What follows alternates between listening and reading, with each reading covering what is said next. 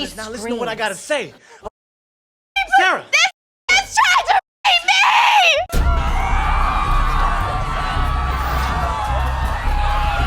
Okay, so today's lesson is about Black Wall Street. Come on out, boy. Okay, class. Let's exit in orderly fashion. Come on.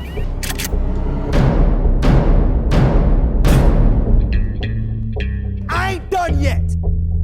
Okay, so today's lesson is about Black Wall Street. Watch now on tranquilinferno.com. tranquilinferno.com. Click the link in the description box to see how to watch the film Tranquil Inferno. Type viral code 10 in the promo code section to get 10% off your order. Great film by a great director and a great brother. Go ahead and support.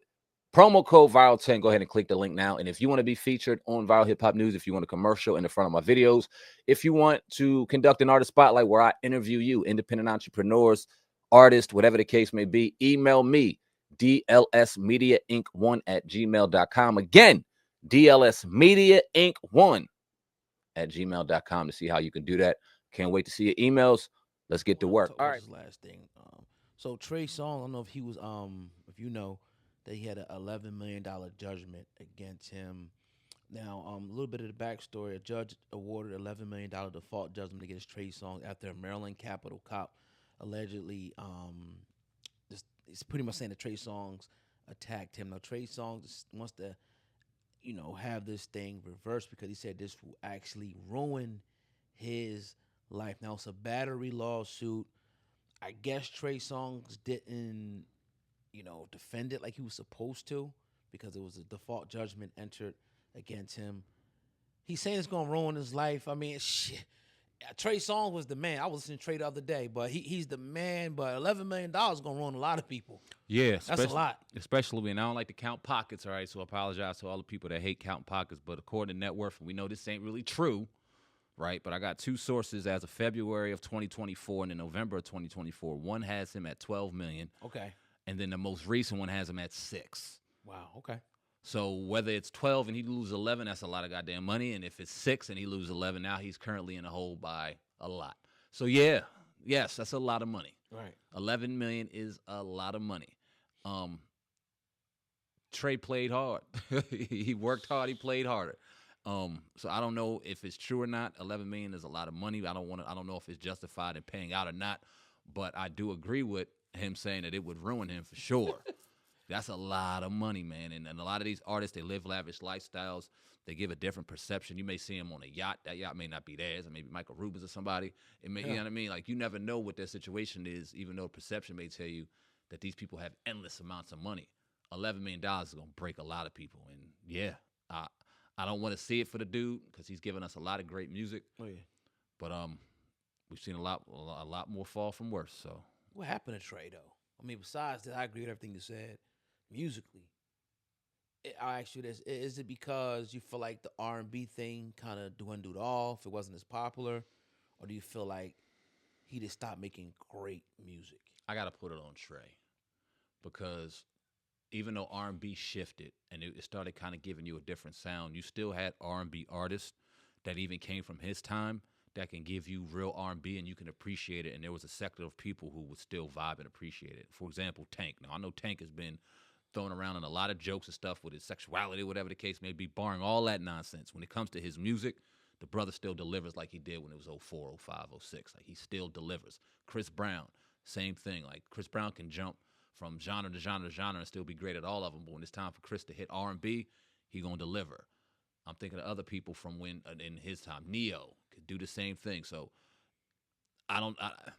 to me personally, it feels like when I listen to a Trey song, when I listen to a Trey album, he wasn't always the best vocally, but he always gave that feeling and that pain and that love, that emotion in his voice that you was like, damn, he's pouring it all in there. I think some of the love left his music. Like the love for the music, the love for the record making and the process kind of left. And you don't hear that same soul that Trey gave you, and which we love. When Just Gonna Make It came out, we ain't know nothing about him. He was a dirty dude with braids, but that soul was there. Then he took off, and from the last couple of albums, I just don't feel like that soul was there. He'll make you feel like going to find a new chick or get with a girl and bust her down after, you know what I mean? He don't that vibe ain't there. I don't know if it's the love or the business. I don't know, but it's just not the same. It'd be interesting to interview him.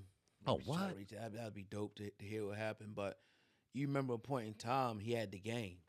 It might have been a 3-4 year period when Trey had it. Albums and mixtapes. Yeah, he was killing. He was rapping. He was doing his thing, and people was actually starting to compare him, maybe unjustly, to people like, Usher. Goddamn, Usher. That's that stupid thing. The cash app trying to steal money. Oh. But Usher and people like that. Which I don't know. Which I wouldn't say that it was comparable to Usher, but they did the Invented Sex remix. I remember that joint. He killed it on that joint. But He was running with him. yeah, he definitely was. He He's running definitely with was. But because I figured like after he dropped, I think Ready and then Pasture, Pleasure, Pain, something like that. Yep. He was on top of the world. He was doing songs with Nicki. He was mixing the hip hop with the R&B. He was doing a joint with Chris. You know what I mean? It was rapping. It was ripping and shit. I remember he do something with Fabulous too. Mm-hmm. I was that shit for like 2 years, bro, and he just fell off. Like, what the hell happened, Trey? Yeah. I used to follow Trey. I was really rooting for Trey to go to the next level, man. And honestly, in my opinion, he was carrying the torch for R&B, bro. Damn.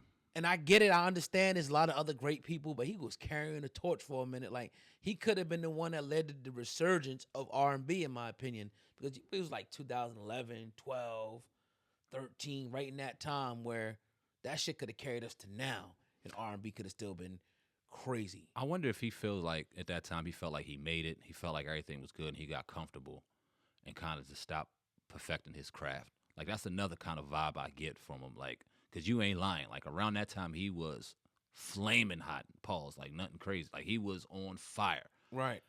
And, sometimes when you hot and you think you're on top of the world, you get comfortable.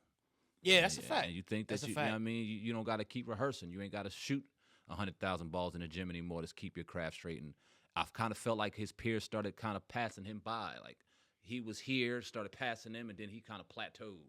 And then they kept climbing and perfecting their craft. And now, when you talk about some of the best R&B artists in the last 10, 15 years, it's unfortunate people are going to start. I wouldn't be surprised if a lot of people forgot about Trey Songz. Then when you brought him up, like, oh yeah, Trey Songz. That's a fact. When he shouldn't even be, he should be right up there because he had that body of work to prove that. So Could he even make a comeback now? Like, what could he put out now? Like, for people to even listen, is he going to put an R&B album out? Is he going to try to do something with a new artist, Little Baby? Like, what can he actually do now to put himself, in your opinion, back in those graces? I want to hear some R&B. You got to get back to R&B, and I'm gonna tell you why that's important. Right. Because I listen to what my son listens to, and like now he's getting out of hip hop and he's listening to R&B, Get out of here. heavy. Wow. And I'm like, boy, you want to hear some R&B? And I'm introducing him to R&B. He's like, Dad, I liked hip hop, and now I'm listening to, and a lot of the R&B he's listening Must be to in love, man. exactly.